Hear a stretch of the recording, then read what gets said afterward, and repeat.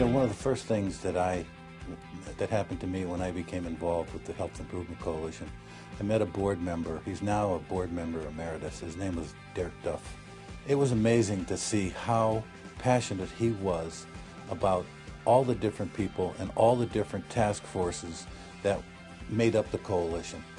And he sold me on it. Derek, quite honestly, he sold me on the value of what the coalition was all about.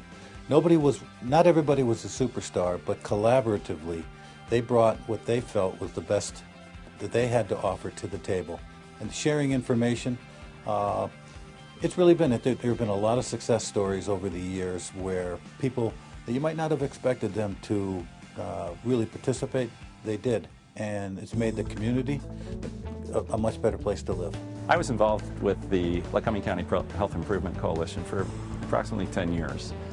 From its earliest stages, we were very data-driven, which I think is a key word in healthcare, looking for measurable responses that we can have on the community. And our activities were always focused on those things that were data-driven. That was a key word early on. And one of the things that I felt that we were very comfortable with, and indeed the magic that occurred with Lycoming County Health Improvement Coalition, was the ability to place these things on the shelf on the way in the door.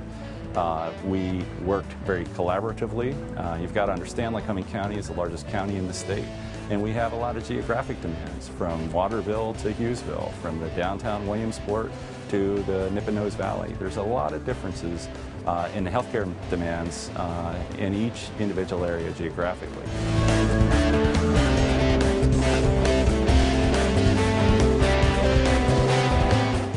The two accomplishments that I'm most proud of as far as the Health Improvement Coalition is bringing the very first evidence-based substance abuse prevention program to Lycoming County, and secondly, the development of the Community Dental Center. The second project, the Community Dental Clinic, again was in response to a need that is not only local, but we see nationwide, where people who do not have health insurance or do not have insurance to cover their dental care don't go to the dentist. There's no access. We have the situation, for example, where the gentleman has to get up and go to work, has an abscessed tooth, but doesn't have dental care to take care of it. They identified the need, brought the experts around the table, and discussed ways that we could address this. What we found through the collaboration of these experts was that there was a way to do this through a community dental clinic. Dental clinic still is in existence today, still is very successful, and literally has treated thousands of individuals since its existence probably 6 or 7 years ago now.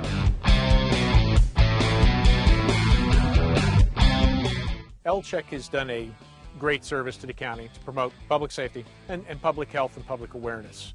The general overview, the county of Lycoming itself places a great emphasis, and I mean a very high priority, on public safety. One thing that is time and time again proven to be a valuable tool to the public as well as to elected officials, emergency personnel, is the Flood Ready website. We are recognized by the National Weather Service as a Flood Ready community. What that allows is the citizens, emergency providers, local officials, near far, you can be on vacation in California and still come onto our website and get from 20 automated stream gauges and a plethora of rain gauges. Find out exactly what's happening in any major watersheds in the county. It will tell you the height of a stream currently, 30 minutes ago, an hour ago, where it was 6 hours ago, as well as you can see how things are rising over that period. So that allows you to make decisions as a homeowner, as an elected official, someone in emergency management. Do I need to evacuate, or am I getting near a cautionary stage? That's well different from a flood stage. Cautionary means, hey, the stream's coming up, it's at this level, and here's what could happen 2 hours from now or at a certain level of height. Our influence is measurable, it's quantifiable, and validatable. For an organization to have those kind of impacts on Lycoming County is tremendous. That's the magic of Lycoming County Health Improvement Coalition from my perspective.